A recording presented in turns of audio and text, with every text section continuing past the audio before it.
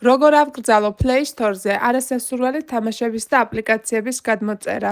თუ გინდა დაკრძალოთ Play Store-ზე არასასურველი თამაშების და აპლიკაციების გადმოწერა, გახსენით Play Store-ი, აირჩიეთ Play Store-ის პარამეტრები, შემდეგ ჩამოშალეთ ოჯახი, აირჩიეთ მშობლის კონტროლი, შემდეგ აპები და თამაშები, აქ დააყენეთ სასურველი პინ-კოდი, დააჭირეთ კარგი და აქ აირჩევთ ასაკობრივ ზღვარს.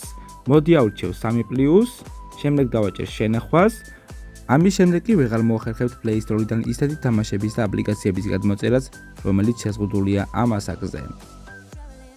აქ შეგიძლიათ ისევ მოხსნათ, ან შეიყვანოთ სასურველი პინ-კოდი და მისცეთ ნებართვა რომ გადმოიწეროს, ან თუ გინდათ მოხსნათ, ისევ დააჭერთ აპებს და თამაშებს, შეიყვანთ პინ-კოდს და დააყენეთ პირველ პოზიციაზე.